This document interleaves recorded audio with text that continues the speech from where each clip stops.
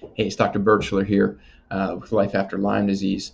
And I'm going to share a brief part of my story with you, and one thing I think can make a big impact for how you can help yourself after you've had an illness like that if you're still struggling. When I had Lyme disease, one of the main effects that I had was my heart. I had what's called heart block, which is not real common with Lyme, but there are certainly cases where the main tissue that's affected is the heart, and my heart rate slowed down very low, and the rhythm wasn't right, the electrical conduction wasn't right, and there's actually heart tissue. There's cells, there's connective tissue that's being damaged by the infection.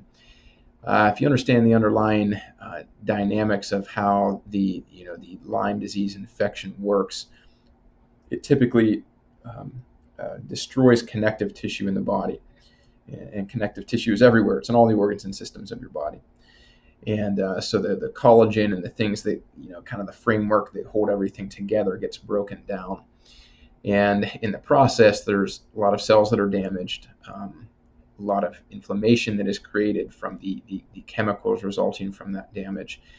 And so people that have had Lyme disease, maybe the infection is treated and maybe the bacteria is killed or dormant, maybe not, but let's just say it is. You still have all of this damage from the infection, and it's unrepaired. So the body is in like a state of chronic inflammation, a lot of damage that's occurred.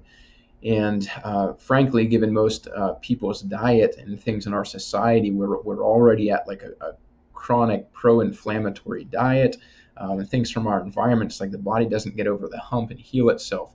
And so you may have chronic joint pain, you may have chronic heart palpitations, you may have chronic brain fog or things if there's a neurological element to it, or any other symptoms, depending on what tissue of your body seem to be the primary one affected.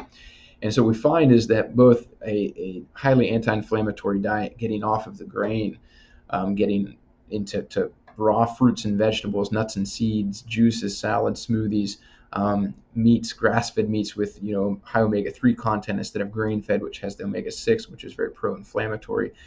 These changes, when done consistently for months at a time, you will get better. If you're eating anything close to the standard American diet, you've got to change it if you've got these ongoing problems. And then, of course, using herbs and supplements and things. Turmeric was one that really helped me. Turmeric curcumin. I combine that with an omega-3 type of a fat that has a powerful synergy to it.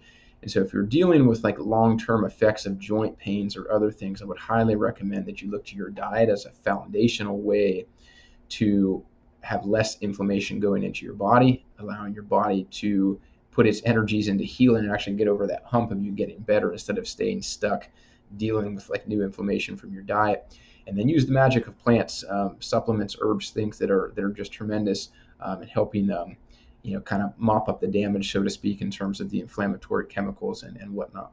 So I hope this is helpful to you. If you have any further questions specifically, I want to know what you're dealing with. Not everybody that has Lyme-related issues is dealing with the same stuff. We certainly know what the most common things are, but they call Lyme the great imitator. There can be many tissues damaged in the body, and so your particular situation might be kind of different than somebody else's.